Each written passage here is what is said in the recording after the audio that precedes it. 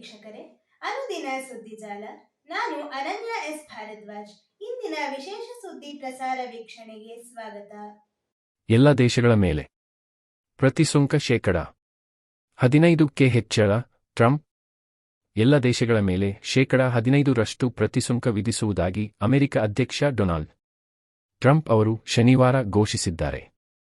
ಹೊಸ ಪ್ರತಿಸುಂಕ ಎಂದಿನಿಂದ ಜಾರಿಯಾಗಲಿದೆ ಎಂಬ ಬಗ್ಗೆ ಶ್ವೇತಭವನ ಪ್ರತಿಕ್ರಿಯೆ ನೀಡಿಲ್ಲ.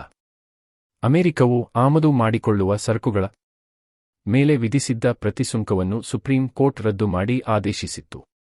ಬಳಿಕ ಟ್ರಂಪ್ ಕೈಗೊಂಡ ಕ್ರಮದಿಂದಾಗಿ ಭಾರತದ ಮೇಲಿನ ಪ್ರತಿಸುಂಕವು ಶೇ 18ರಿಂದ ಶೇ 10ಕ್ಕೆ ಇಳಿಕೆಯಾಗಿತ್ತು.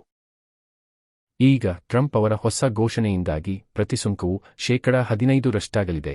ಭಾರತದ ಜತೆಗಿನ ವ್ಯಾಪಾರ ಒಪ್ಪಂದ ಆರಂಭಗೊಂಡಿದೆ. ನಾವು ಈ ಒಪ್ಪಂದವನ್ನು ವಿಭಿನ್ನ ರೀತಿಯಲ್ಲಿ ಮಾಡಿಕೊಳ್ಳಲಿದ್ದೇವೆ. 1974ರ ವ್ಯಾಪಾರ ಕಾಯ್ದೆಯ ಅಡಿ ಅಧ್ಯಕ್ಷರಿಗೆ ಕೆಲವು ಆಮದು ನಿರ್ಬಂಧಗಳನ್ನು ಹೇರುವ ಅಧಿಕಾರ ಇದೆ. ಇದರಡಿ ಸರ್ಚಾರ್ಜ್ ವಿಧಿಸಲಾಗಿದೆ ಎಂದು ಶ್ವೇತಭವನದ ಫ್ಯಾಕ್ಟ್ಶೀಟ್ ವರದಿ ಹೇಳಿದೆ. ಖನಿಜಗಳು, ಇಂಧನ, ನೈಸರ್ಗಿಕ ಸಂಪನ್ಮೂಲಗಳು, ರಸಗೊಬ್ಬರ ಸೇರಿ ಅಮೆರಿಕದ ಅಗತ್ಯತೆಗೆ ಅನುಗುಣವಾಗಿ ಕೆಲ ಸರಕುಗಳು ಸರ್ಚಾರ್ಜ್ ವ್ಯಾಪ್ತಿಗೆ ಒಳಪಡುವುದಿಲ್ಲ ಎಂದಿದೆ.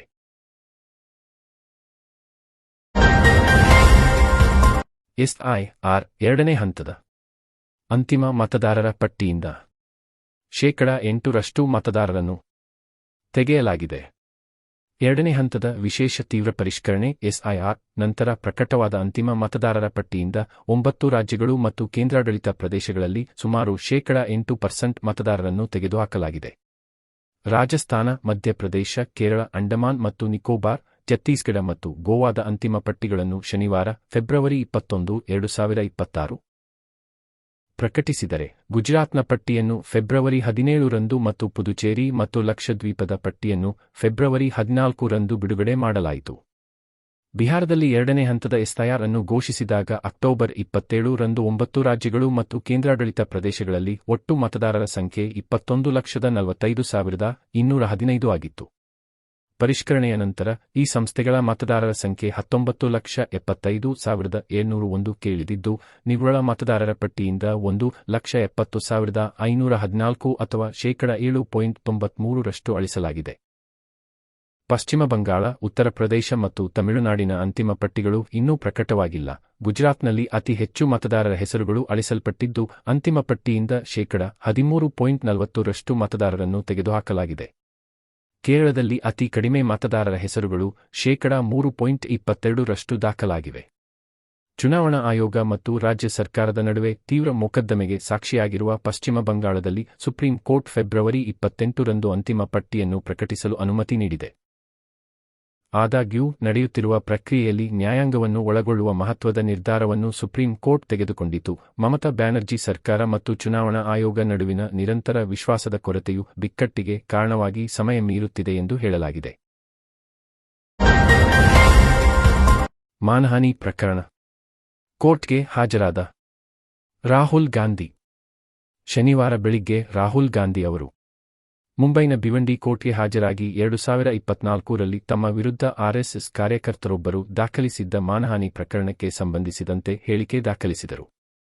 ಈ ಪ್ರಕರಣದಲ್ಲಿ ಹರ್ಷವರ್ಧನ ಸಬ್ಕಾಲ್ ಅವರು ತಮ್ಮ ನೂತನ ಖಾತರಿದಾರರಾಗಲಿದ್ದಾರೆ ಎಂದು ರಾಹುಲ್ ಅವರು ನ್ಯಾಯಾಲಯಕ್ಕೆ ತಿಳಿಸಿದ್ದಾರೆ.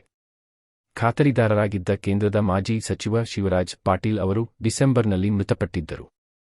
ಹೊಸ ಶ್ಯೂರಿಟಿ ನೀಡಲು ಖುದ್ದು ಹಾಜರಾಗುವಂತೆ ರಾಹುಲ್ಗೆ ಕೋರ್ಟ್ ಸೂಚಿಸಿತ್ತು. ಪ್ರಕರಣದ ವಿವರ: 2024ರ ಲೋಕಸಭಾ ಚುನಾವಣೆ ಸಂದರ್ಭದಲ್ಲಿ ಸೋನಾಲೆ ಗ್ರಾಮದಲ್ಲಿ ನಡೆದ ರ್ಯಾಲಿಯಲ್ಲಿ ಮಾತನಾಡಿದ ರಾಹುಲ್, ಮಹಾತ್ಮ ಗಾಂಧೀಜಿ ಅವರ ಹತ್ಯೆಯ ಹಿಂದೆ ಆರ್ಎಸ್ಎಸ್ ಕೈವಾಡ ಇದೆ ಎಂದು ಹೇಳಿದ್ದಾಗಿ ಆರೋಪಿಸಿ ಆರ್ಎಸ್ಎಸ್ ಕಾರ್ಯಕರ್ತ ರಾಜೇಶ್ ಕುಂಟೆ ಎಂಬುವರು ಪ್ರಕರಣ ದಾಖಲಿಸಿದ್ದಾರೆ. ಐಎಎಸ್ ಅಧಿಕಾರಿ ರೋಹಿಣಿ ಸಿಂಧೂರಿ ಅರ್ಜಿ ಹೈಕೋರ್ಟ್ ವಜಾ. ಐಪಿಎಸ್ ಅಧಿಕಾರಿ ಡಿ. ರೂಪಾ ಮೌದ್ಗಿಲ್ ಹೂಡಿರುವ ಮಾನಹಾನಿ ಪ್ರಕರಣದ ಅಪರಾಧವನ್ನು ವಿಚಾರಣೆಗೆ ಪರಿಗಣಿಸಿರುವ ಆದೇಶ ಪ್ರಶ್ನಿಸಿ ಐಎಎಸ್ ಅಧಿಕಾರಿ ರೋಹಿಣಿ ಸಿಂಧೂರಿ ಸಲ್ಲಿಸಿದ್ದ ಅರ್ಜಿಯನ್ನು ಹೈಕೋರ್ಟ್ ವಜಾಗೊಳಿಸಿದೆ.